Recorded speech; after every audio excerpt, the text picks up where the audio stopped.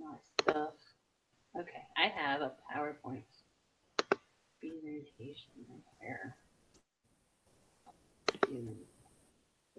No.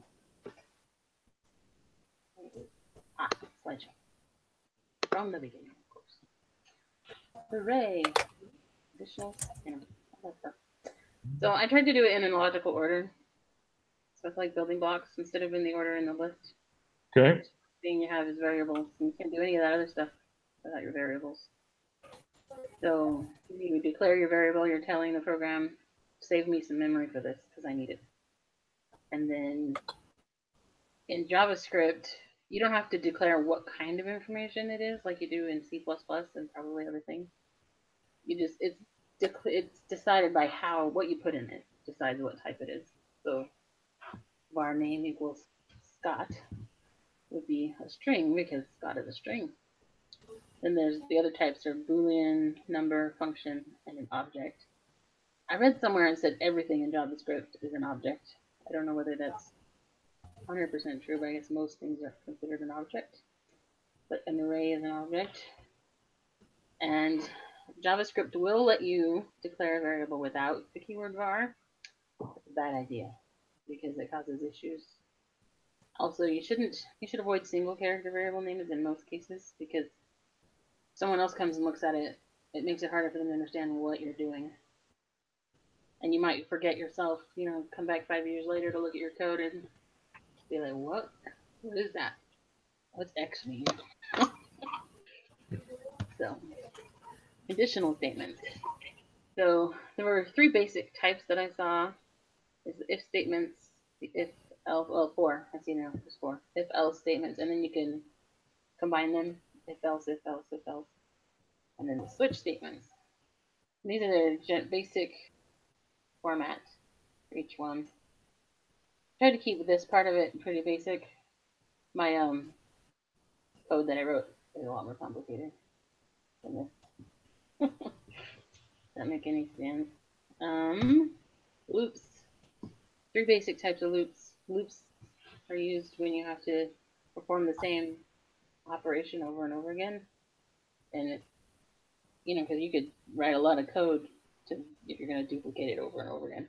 And also it helps to have a loop because, especially if you're going to go through an array, you can use the same loop. And even if you change your array, if you write your loop correctly, you don't have to change the loop. The loop works just the way you wrote it. So loops are useful. We're going to do it each, instead of, if you're going to tell it specifically each time instead of using a loop, then you'd have to do a lot of coding every time you changed your array. And that's just inefficient and sloppy. So I personally prefer the for loop in most cases. I like how tidy it is and it has everything you need right at the top, and so you can see, oh no, I didn't forget to increment my variable, it's right there. And yes, I do have my condition to end.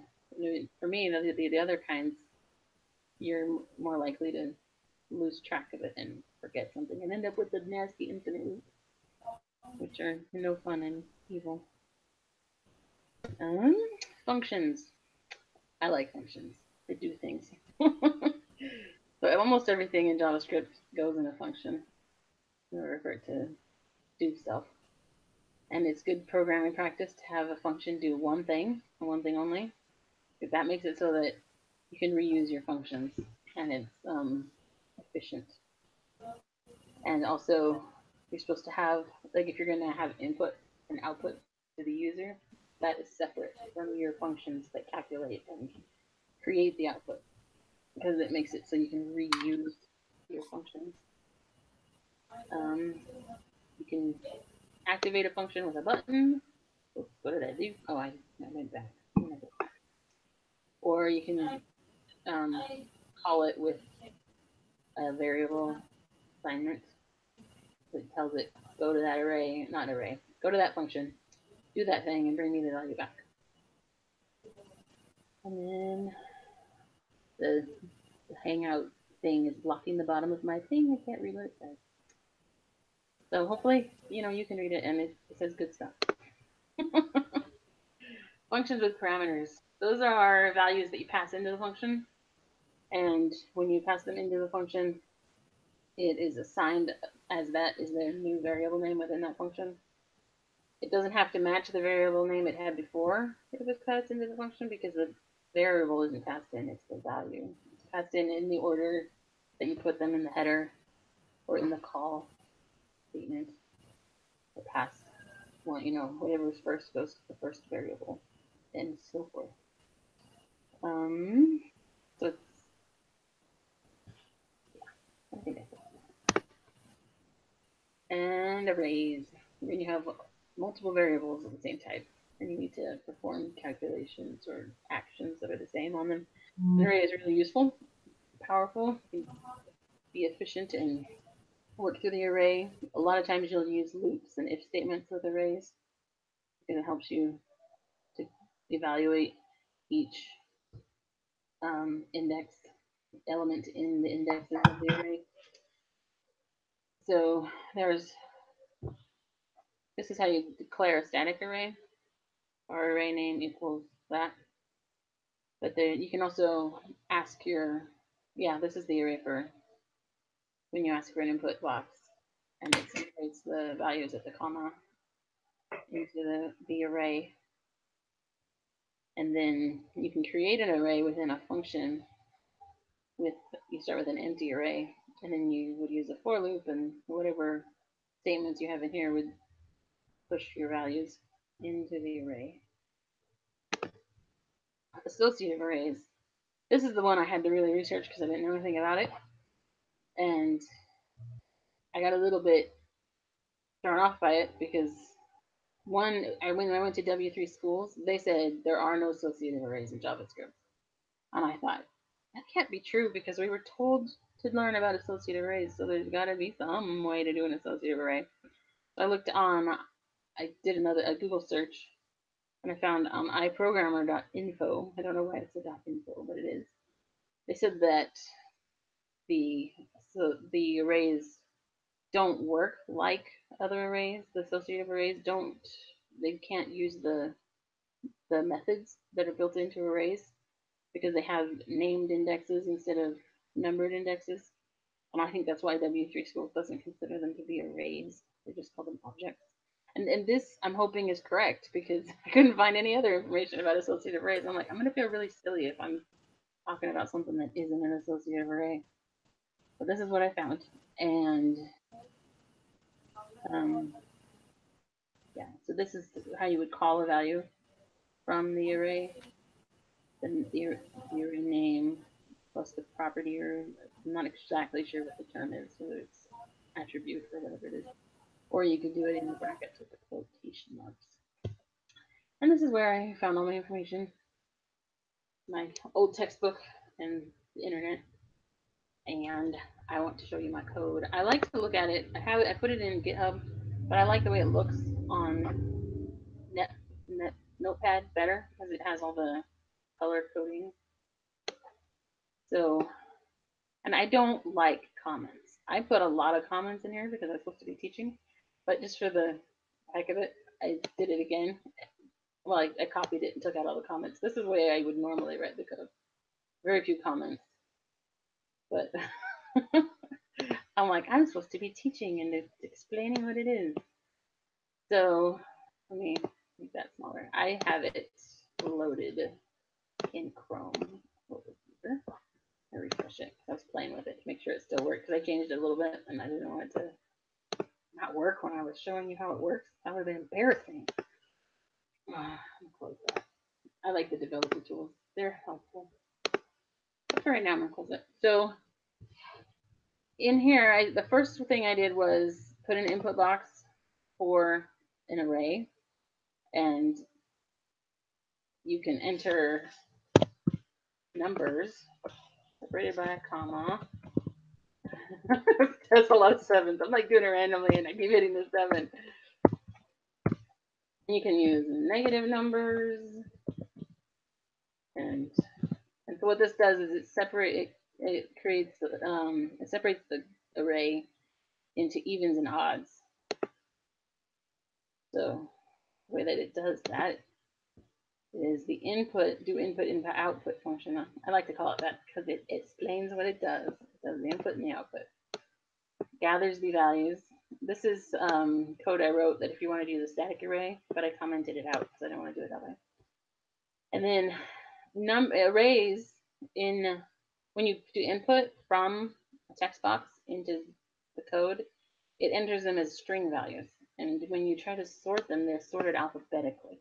There's an array method .sort that will sort an array, but it does it alphabetically. And I know there's a way to do it when it's not alphabetical, like there's a trick around it, or a method. But since I wasn't going to sort them, I didn't do that. But I did want to evaluate their even or oddness, so I needed them to be numbers. So my next function was a function to convert them to numbers, which is right here. So I like to use retval as my variable when I'm returning a value because it means return value and it makes sense. So I have this for loop that'll evaluate each thing in the array. And this one, parse float. I did parse float instead of parse int because I wanted it to work with decimals even, not just in integers. So this evaluates each one, and as it goes through it, it makes it a number, puts it in a new array. And it's a good idea to leave your input unaltered. That way, if you need to use it again, it's in its original state. It's better to create a new array rather than alter the original. And then this function sorts out the evens. Has another for loop. This is the test for evenness. Creates a new array. And this function evaluates the same original array. It finds the odd numbers. The only difference is this is equals and this is not equals. So then this was supposed to be my associative array example, but after I finished this presentation, I started doing research in the next topic and realized that I had inadvertently created a object creation function without knowing what it was. So I think that the object creation functions create associative arrays. So I thought that was pretty interesting because I thought I was doing associative arrays and I was doing both, I think, as long as I'm not confused about what an associative array is. But this is one of the things I like about this one. So I did 2 static associative arrays and 1 input. I did cars because that was the example I found, and my brain was like, I can't think of anything else. What else has properties that you can put in an array? And I couldn't think of anything. So I did it that way, but I wanted it to be different than the example I saw. So I did the input, and this is an error, like I don't know the correct term for it, but when someone enters something that's wrong, or doesn't enter it at all, they leave it blank. If I leave this blank and click it, it'll tell you the 2 static arrays, and then it'll say, please enter all information for car 3. So this if-else statement checks each box for a value for an input, and if there isn't an input, it gives you an error message. The word you're looking for is validation. Okay, thank you. Validation. So I'm gonna put in my car so you can see how it works.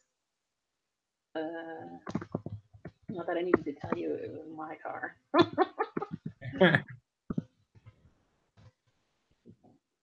Yes, I have an old car, but it was cheap, so there you go. No car loans here. And it gives you the output. I tried to do an example of when you have an associative array, it will not do the methods, the array methods. And so I wrote this line of code here, but when I did it, the console, it gave me a console error and said that car1 is not defined. And I'm like, yeah, it is. It's right there. Oh, a little higher. It's right there. Car1 equals this. Right there. But because it's not, because it's an associative array, it doesn't see it as an array and it doesn't. It might be because it's case sensitive. Did I do a different case? Oh, that's just lame. That's annoying. Maybe I'm gonna try it and see if it works. Because it was supposed to not work. I'm gonna change this. That out of the comments. I also commented out my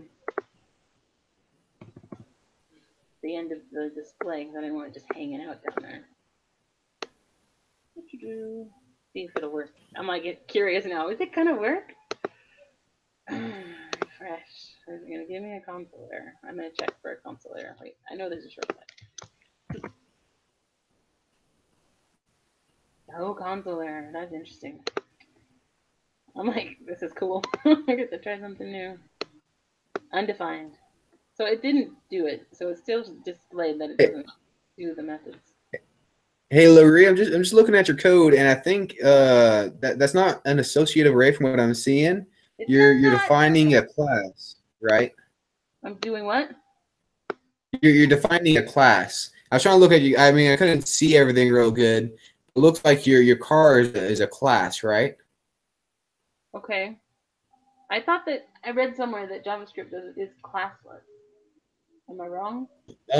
Yes and no. I mean, you can define classes in it.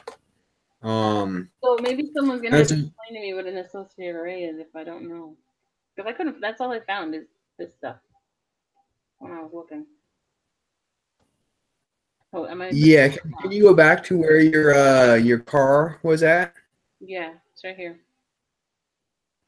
Yeah, go up just a little bit more. Oh, I see the function.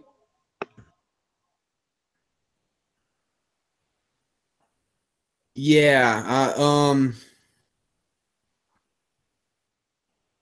Well, yeah, that's kind of like a class is what you're trying is what you're defining. If you change function for class, that would make it a class. Okay. The other way that I saw to do the array, the associative array, I put it in here. Is this an associative array? Yes, that's an associative array, and that's going to come back when we talk about JSON. Hey, I think we're actually good. Are we talking about JSON today? Yeah. I think somebody was going to teach about. Yeah, I think we were. Yeah, that's pretty similar to what JSON looks like. So yeah, that's the way JavaScript does it. I thought that they were just two different ways to do the same thing. Really, an associative array is just when instead of using the index that's automatically generated, you're replacing the integer like 1, 2, 3 with a name. So you're forcing it's a key value pair instead of just an index. Okay. Yeah, I understood that part. I just thought that this was a more elaborate way to do the same thing. But I guess I misunderstood that part. Well, yeah, yes and no, because a class can do a lot more than just hold information. You can also put methods or functions inside of the class. So a class can hold variables and it can hold other functions. I remember seeing that. Yeah. Yeah, coming from it's interesting because coming from a like a web discipline, I never heard the term class used until I took an object-oriented programming, class. And it's like, oh yeah, that's the same thing. It's just you don't really hear it called classes a lot from coming from the ground up through like you took CIT261, right, Larry? Yeah. And you never heard the word class, right? I mean the whole course. Not associative arrays either. Yeah. So it's a term they don't really use, at least in the instruction that I've seen from coming up through the CIT side until I took my first Java class, CIT260, and then they started talking about classes. But from a JavaScript side, they didn't really talk about it that way.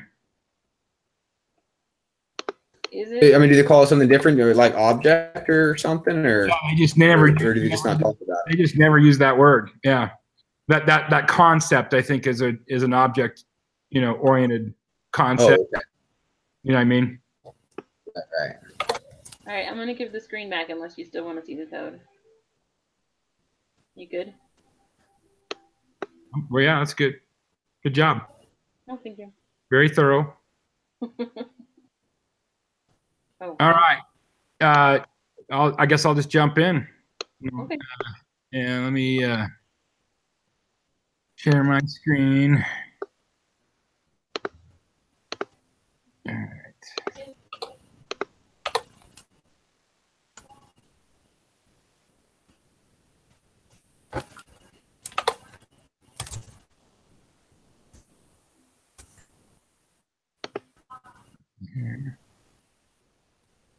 Hey, this is I'm going to hide the little thing. All right. Okay. JSON's pretty straightforward. This is going to be a short slideshow, but it stands for JavaScript Object Notation. And all it really is a simple syntax for storing and exchanging data. It's important to remember where JSON lives, right? So JSON was a subset of the JavaScript standard, the language for JavaScript. And it lives on the web, and its purpose is for moving things between clients and servers, or browsers and servers, right? And it can only, and that data that goes back and forth between a client and a server is text. That's what one of the T's in HTTP stands for. So everything that goes back and forth between a web browser and the server is text, and so JSON is text. What does it look like? Over here's an example what it looks like, and it's just key value pairs, right? So it starts out with a bracket, and then you have a curly brace, and then you have these pairs followed by a comma, and then you can see that you can even have. So we have, this is like a user. And we have like a user one with a name and username and email. Then the address gets into another curly brace, which gives you other objects. So you can see it can be nested, right? But you don't really have to worry about that, because you don't have to write it manually or read it manually. There's just two functions that do that for you. One is the .stringify, and the other one is .parse. And so we can take any object, like all those objects you've been making in your with your arrays and the different things that you've done, building on what you just showed us.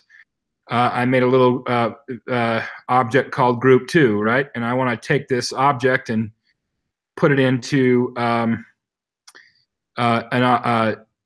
object called message, and I do it by saying JSON.stringify group2, and that's going to take this object right here and put it into this kind of a notation. I don't have to manually write it out and say, okay, I'm going to do a loop through group2 and go put quotes and braces and colons and all that kind of stuff. This method right here, stringify, does it for me. And then it packages up nice and neat and sends it over to the web server. The web server says, hey, I got an incoming message. I'm going to call it my JSON. And now I want to take that JSON object and I want to split it out into my new object. And I simply just say JSON.parse my JSON. And it's going to take this stuff back here, parse through it, and grab those objects, those key value pairs, and put them into an object on the other side. And the nice thing about JSON is it's language independent, and it's lightweight. It's completely text, so it's language independent. It's self-describing, so if you want to look at what you're getting and make sure that you're parsing it correctly, you can. It's easy for humans to to parse through it if they're trying to check their work. And JSON, again, as I said, was based on a subset of the JavaScript programming language. Pretty simple tutorial there. This would be helpful if you get to go to the point where you're writing your own code. This is just a little guy threw up a server. I'm going to go to it to show you. It's just like a fake REST API where you can use. And so one of the things we're supposed to learn, if I go find all of our, I think I closed it. No, wait, there it is. So one of the things we're going to learn later, if I can get it to go here, come on, So this week we're covering these three. Next week we'll find out how to pass them along. So this XML HTTP request to consume a Java web service, when you get to that point, you're going to have to write something that does the work that I was describing back here of having it go back and forth, right? And that's not, that wasn't in the scope of what I was trying to cover today. That'll be something we learn next week, is how do I, now that I've made this object called message that's been stringified, how do I send it over to the server? Well, that's through that HTTP request to get it or to post it, right? And so we'll get to that point.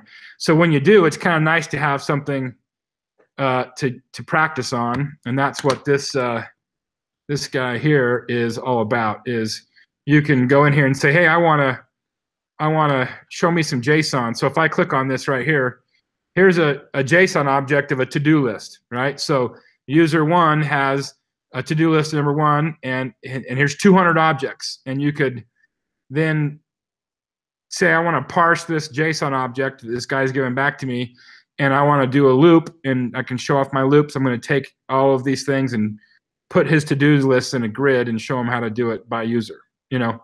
So rather than have to write something that you're, you know, and make your own web server, there's stuff like this out there where you can go, and it has some documentation. You can use all the different HTTP verbs to say, go get these or go post me something, and you can send him JSON and you can pull his JSON down. So that's kind of a handy little practice server when you get to next week's work of actually doing something with your JSON. So that's it. Any questions?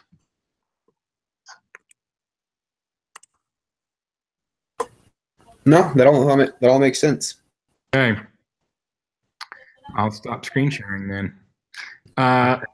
There we go. So, hey, Larry, your mic is muted. I muted while you were talking. Okay. Look, I couldn't tell if you were asking a question or if you were what you were saying, but I could tell your lips were moving, so I thought I better tell you your mic's muted. I was just saying that when I was researching on my own and I got to JSON and I looked into it, I was like, this isn't that hard.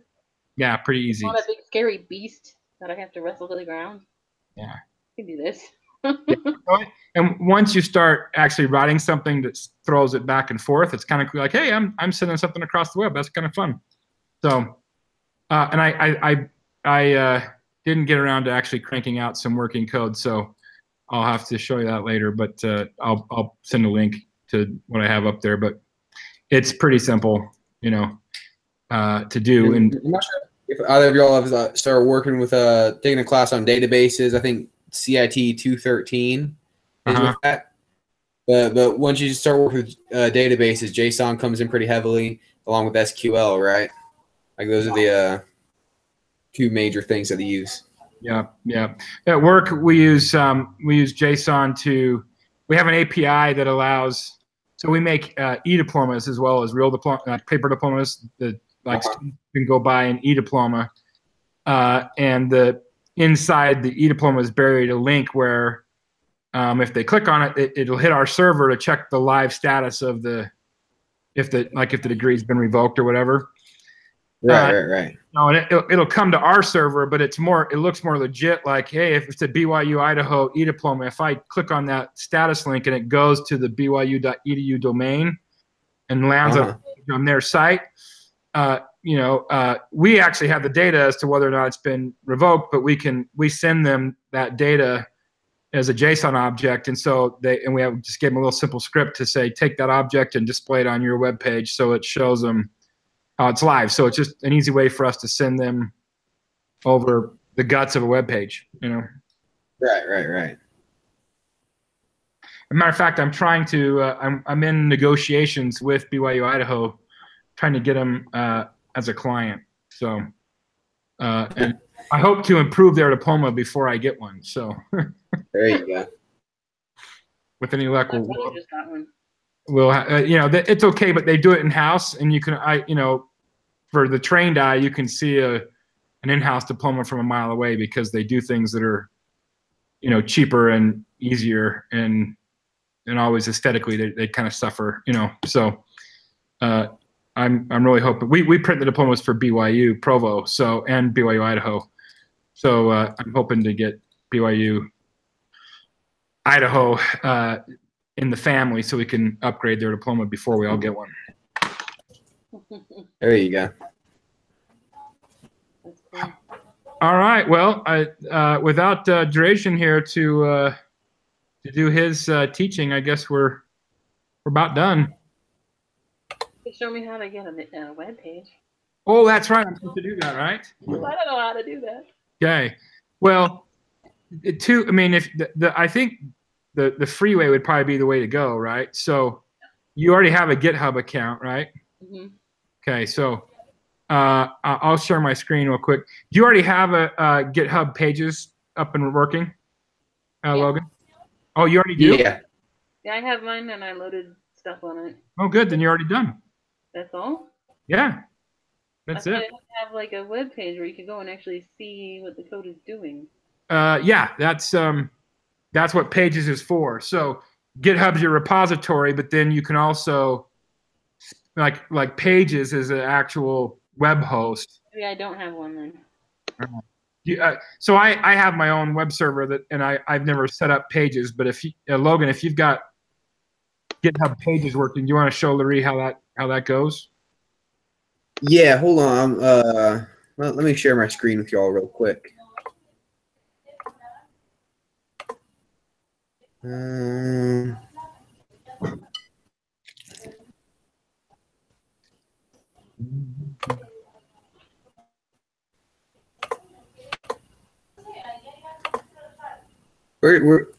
Where's the button to show screen?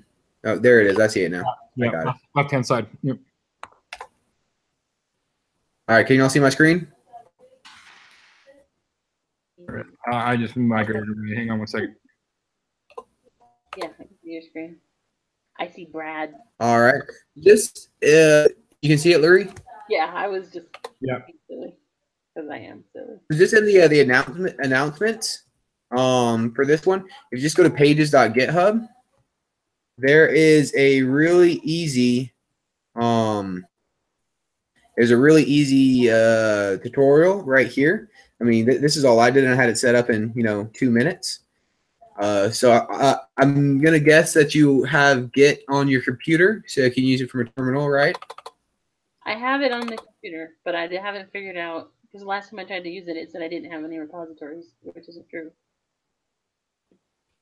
Okay. Well, if you just like you said, if you just follow the tutorial right here, I mean, it's super easy. Either you have the terminal or the actual application. I just always use the terminal. I mean, you just right there it says the command you got to use, and right there like I said, there's just like 4 steps. It's super easy. I set mine up in 2 minutes. So awesome. I think I can handle that. Yeah, I mean, it really is set up to be pretty easy. And then when you're done, you just do your username.github.io, and that's where your website's at. Okay. And then every time you want to make an update, you update it in that same folder, and then you just do these last 3 commands right here. You do your add all, commit, and you push it, and that will update it at your website.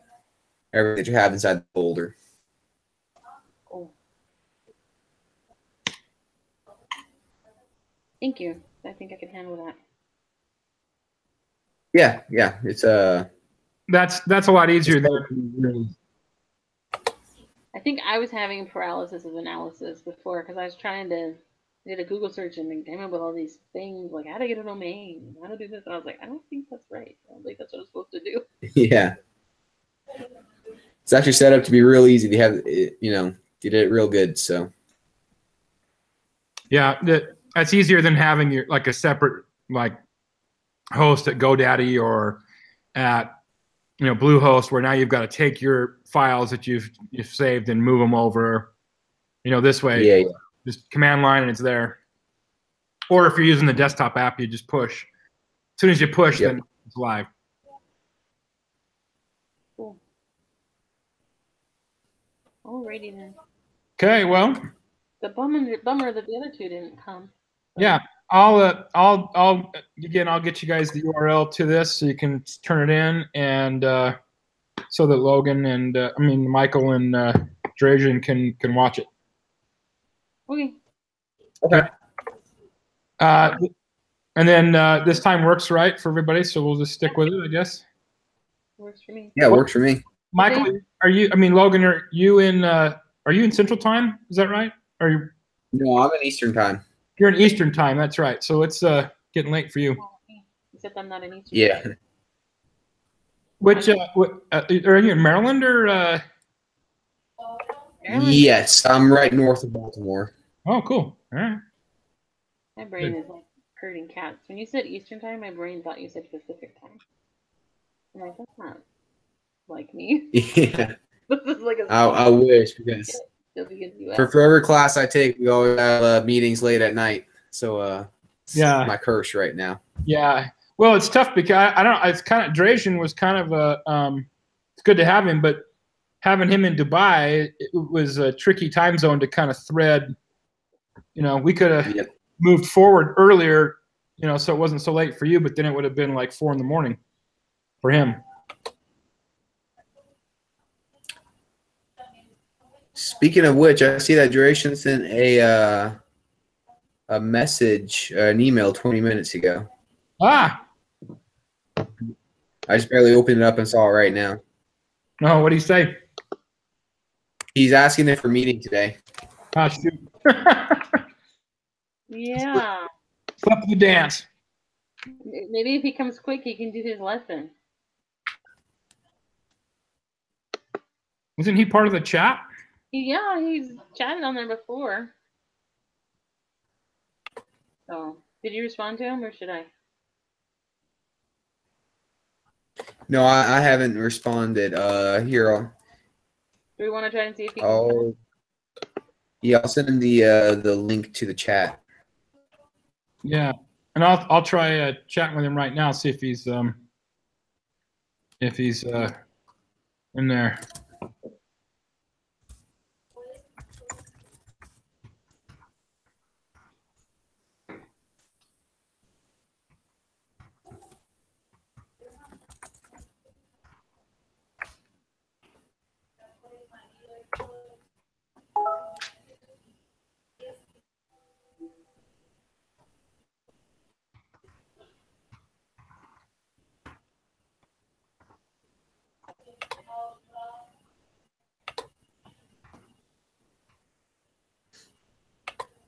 I guess maybe we should make sure we send the link in the email each time, if he's not going to see it in the chat.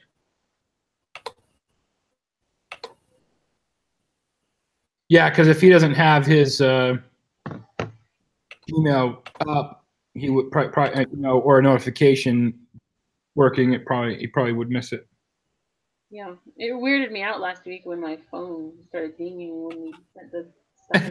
I was like, what in the? Because I didn't even tell my phone to do anything. But it is signed into my Google account, so I guess that's how it happened.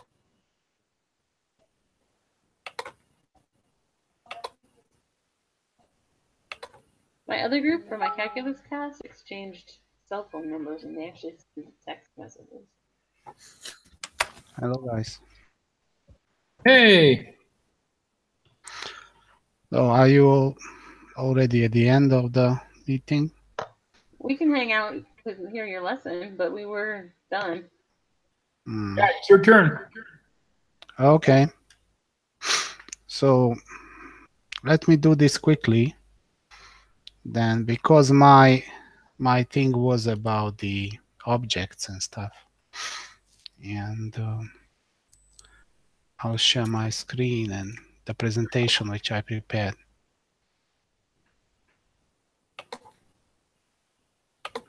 If I manage to find it now.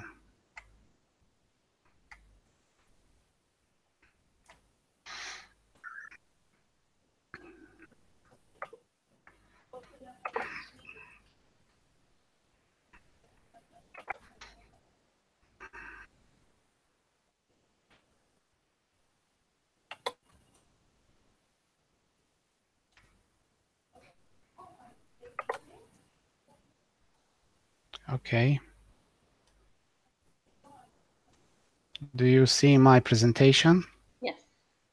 Okay. So it was about the object creation, functions, inheritance, properties, methods, and instantiation. And so all the material that I'm about to present you can find on the Mozilla Developer Network. So this is the link. I'll share the presentation with you guys so you can use this link. So regarding, in general, objects in JavaScript, some simple definitions. First, that object is a collection of related data and functionality. And data is simply some variables, which when they are within object, we call them properties. And the functionality part, it consists of the functions, which are called methods when they are inside objects. So sometimes you will hear functions and variables, sometimes properties and methods. They basically mean the same once you are within the context of an object. The most simple type of object is the object literal. So you can simply define the object by using this curly braces thing. So var person equals curly braces, or a new object, which will just create an empty object. And the second example here is, you see, a little bit more complicated, where I simply added two properties, actually three, so name, age, and interests, and then there is a functionality within a greeting method.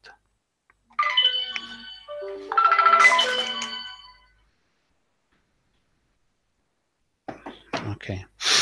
So the simple syntax rule is this: each name and value pair must be separated by a comma, and the name and value in each case are separated by a colon. So you can see the name and then colon, and then there is a value. In this case, it's a simple array. And age, colon, and number 32. And then these are separated by comma. Interestingly, you can, it's not forbidden to use the comma after the last function or last method or property you define. So it's also syntactically correct to say greeting function, whatnot, you know, and then at the end, you can also put comma. And this is what I frequently do. Some people consider that a bad practice, some people consider it a good practice. For me, it's simply like a habit to do it. And because I often extend my objects by adding additional properties or methods, and don't have to worry about the last comma before I do the extensions. So I make less errors in that way. Okay, how do you access the properties and methods? You can use the dot notation. So, for example, object is person and dot age, and then you can set up the property, or you can get the property as well. Or bracket notation, where you can use brackets and and then string, which is the name of the property. Both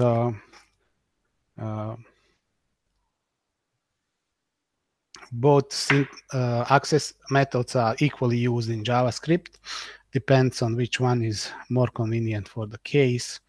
And if you observe this bracket notation, then I guess one of the previous lesson was about associative arrays. So object in JavaScript are nothing but actually associative arrays, or associative arrays in JavaScript are actually objects. Yeah.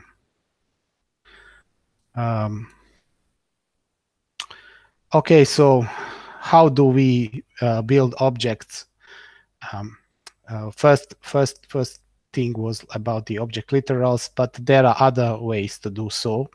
And one very common way is to use constructor functions. And so, for example, you define a function. In this case, it's a person, and it receives some argument. The argument are default values of the property, so it can be many arguments for that function. And then in the rest of the function body, you assign the properties and define the functions. There is a convention in JavaScript that the constructor functions always begin with capital letter. Yeah, it's a convention. It's not mandated by the language, but it's a convention. And this method of constructing objects with the constructor is kind of most familiar. It's the most classical way of building an object, and kind of resembles other programming languages such as Java and C++, is if anybody studied these classical object-oriented languages. So constructor function is the JavaScript's version of class. So if you have experience with Java or C++, then you will recognize this. This keyword is also important, and it's used to refer to an object that the function is bound to. So actually, in this case, when you use this keyword, then it refers to the object being constructed. And then once you once you want to build an object, then you have to use the new keyword. So, for example, person1 is new person, and then you say Bob or Sarah or whatever you want. And then it creates literally this object here, which I'm showing. Okay, and let's talk about one specific thing for JavaScript, maybe even unique in all other programming languages, that JavaScript objects are classless. So there is no such thing as a class except class-like, but in reality there are no classes. And JavaScript objects are built from prototypes, and prototype is another object. And so you build an object out of the other objects, not from classes. And so every JavaScript object has a prototype, and it inherits properties and methods from a prototype. So regarding prototypes, what is important is when you do inheritance, that means you have functionality in some object and you want to use it or inherit it in other objects. And so how to find where your functionality is in this inheritance chain. So in JavaScript, you walk up the chain. In this case, for example, we have a person which inherits from prototype of the person constructor function, and that function inherits from base object, which is just called object. And so once you want to access some property or function or method in person one, then you see if it is there. If it is not there, then you look at the prototype immediately from which it inherits. And then if it is not in person, then you look at finally at the object, and if it's not in the object, then the thing will give up and say, like, I don't know what is this. Okay, and the how to do the inheritance.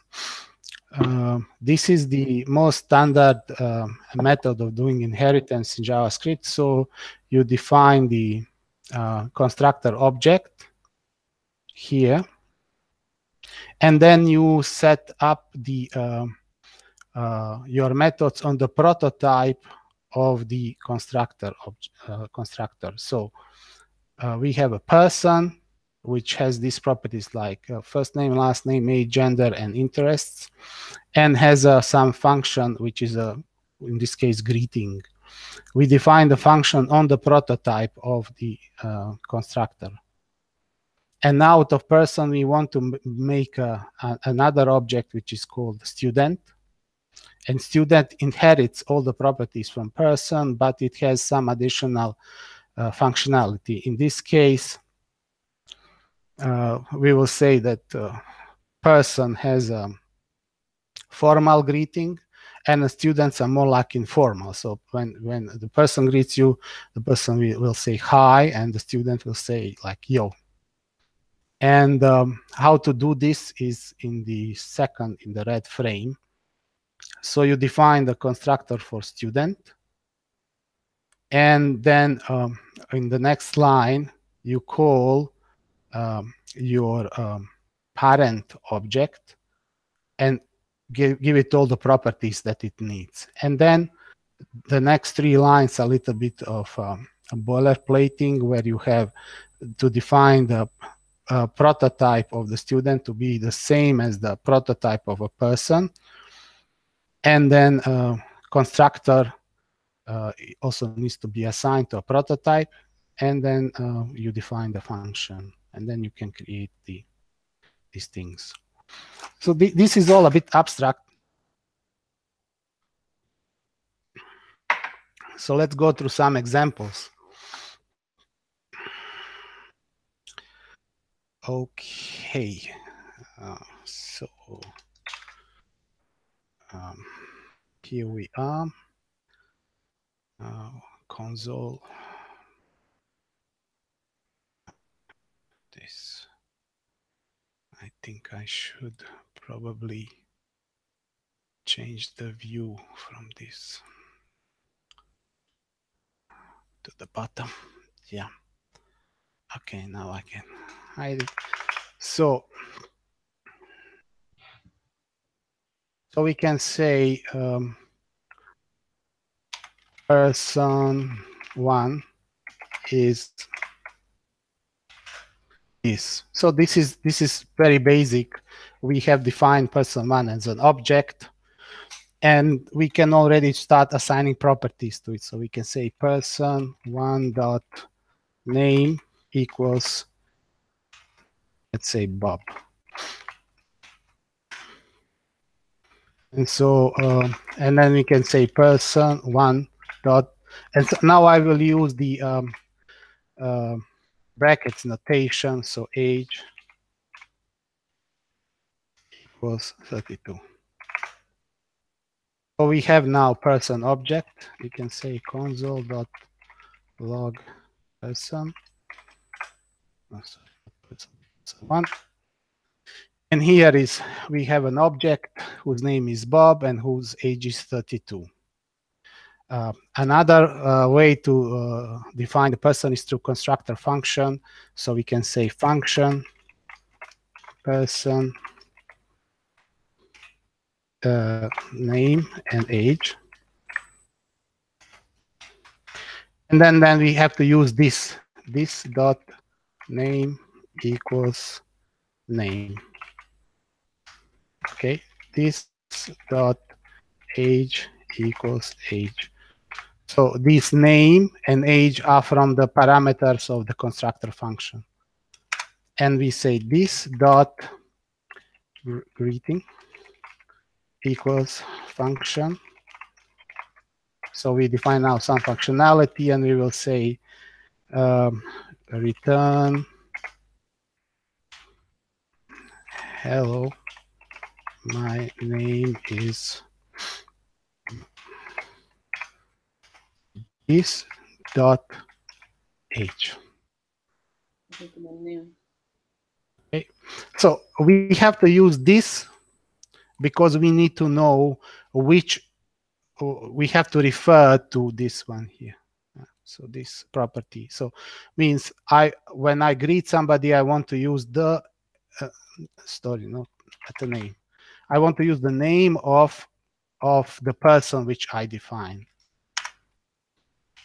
So this and this. And we can say now person2 equals new person of, and we can say now this will be Alice and her age, let's like 25. So we have now, we can let Alice greet us very simply by saying console.log person2 dot.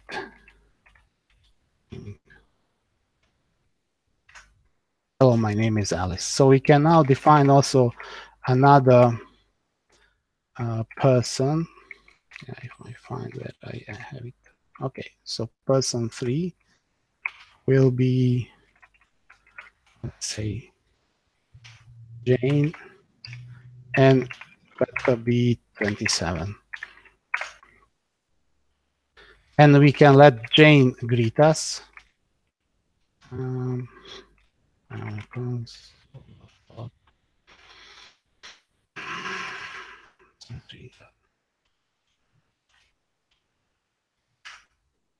Hello, my name is Jane. So although the both person2 and person3 come from the same constructor function, because of this keyword, we get correct name. In the case of person2, we get Alice. In case of person3, we get Jane. So are there any questions about these basic things with objects? Nope. Okay. Well done. Okay. There are, this is the most simple object. Now, because we are a bit already short of time, I'll just quickly show you a code. I will not type it for other examples. For example, classical inheritance.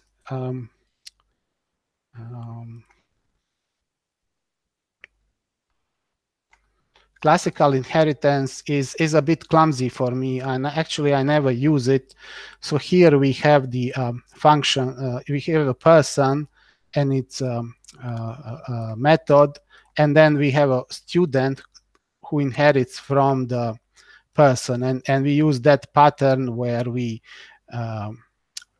extend the student, and we'll use person constructor to define the prototype properties, and then also this very ugly thing which I don't like. And that all works. So if you are into classical inheritance and classical object-oriented programming, then by all means use this. But the JavaScript is a bit different. It's not a classical object-oriented programming language. It works with prototypes. So there are other patterns for inheritance, which basically have philosophy of, like, you make an object, you like what it does, and then you make another object out of it, and eventually you extend it a little bit to implement some functionality. And so this inheritance is often called prototypal inheritance. So I will show you the code, how it works. So there are no constructor classes here, constructor functions here, but simply object literal. And then we use object create function to create another object from it, and we extend it. So we have person1, out of it we create student, and we can assign, change the name and the age, and assign the other properties and just functions here. So person has only greetings, but the student has a subject and also major or whatever, you know. So it's kind of differential inheritance. So you make one object and then you define only extras. Beside this pattern, there is even one more powerful, which is called functional inheritance, where you use so-called factory functions. So instead of defining object through the literal, you make a function which is a factory of objects and produces for you all the literals. And so in this case, I have a create person as a one factory and create student as another factory. And create student, which inherits from, so students inherit from person. So I use person factory in the student factory. So this is this line. This is the key line. Okay, and then object oriented is like in JavaScript is like probably a full semester course. So I don't want to go deeper into it at this moment. Okay, I think this is about it. Let me find you guys. Where are you? Okay, so any questions, any comments? No, it was good. Okay. Yeah, it was real clear. Are we going to continue with this Hangout session? Because I went to the another one and you know, I obviously made a mistake. Sorry about that. I sent out the link in the chat, but I'll make sure I email it next week. I wanted to start a new Hangout each week so that it'll record it and post it up on YouTube. That way I can get you recording every week. So I'll just next week I'll send it out in the chat, and I'll also send out the link in the email at like 10-2 or whatever, so that we've got it. Okay.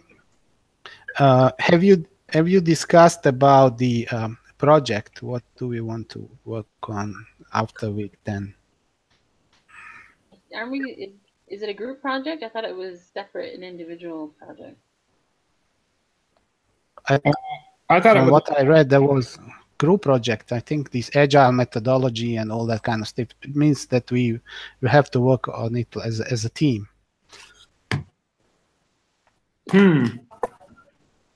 Let's clarify that. I'll shoot an email to Brother Bear and see what he says about that. I got from the office hour from this week. I got the impression that it was individual. Okay. He was talking about how we each have to email him and kind of pitch the idea of whatever it is we want to work on, and he has to approve it before we can start working on it. Mm-hmm. What's everybody thinking of making? I have no idea. Yeah, I haven't even really started thinking about it yet. I was hoping as I learn stuff over the semester, over the next week or three, that I'll be able to begin to realize what's possible and come up with something. I think I'll do a little bit small budgeting application or something like this, you know. Okay. But I can make my monthly budget. I'm on our county's search and rescue team, and I'm trying to bring us out of the dark ages technology-wise. I'm actually trying to write an app that we can. There's all kinds of. I'll have to do it a little bit like modules, like a little bit at a time, but things like asset management, and if something gets damaged, you could take a picture of it with your phone and submit a work ticket to the logistics guy to say, hey, this is broken, red tag this, and it needs to be repaired. So you just pull your phone out, log in, take a picture of it, and submit a work ticket that way. So I kind of want to use this class to kind of get that going. It's a good idea. Do you think we're going to learn how to, as part of the topics, learn how to make your app, your thing, phone friendly? Like, I don't know anything about that. Is that part of? Well, that was the title of the class was mobile app development, but that's a little misleading. But I think that's the intention, is that all this has to be mobile friendly. So when you get into events, it's got to include the mobile events like touch and those kind of things. Okay. Right? Isn't that what you guys? Kind of gathered. Yeah. Yeah.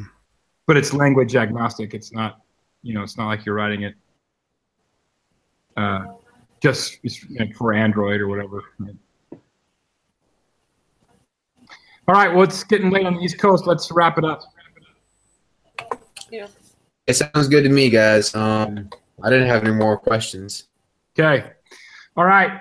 Well, we'll see you next week, and I'll make sure I email it out so the link goes out in multi-channels. Sorry about that, Trajan. No, no problem. Well, talk to you guys next week. If you have questions midweek, feel free to chat on the Hangout. What you call it? Schedule with Logan. Okay. What's that, sorry? You know what I'm talking about? Well, we didn't hear you. Did we share the teaching schedule with Logan? Oh yeah. So you know what you're teaching? Yeah. Okay. I just wanted to make sure that we didn't all show up expecting him to teach us, and he's like, "What?" Yeah. Yeah, it's all good. Okay. All right. See you next week. Talk to you next week, guys. Bye. Okay. Bye. All right.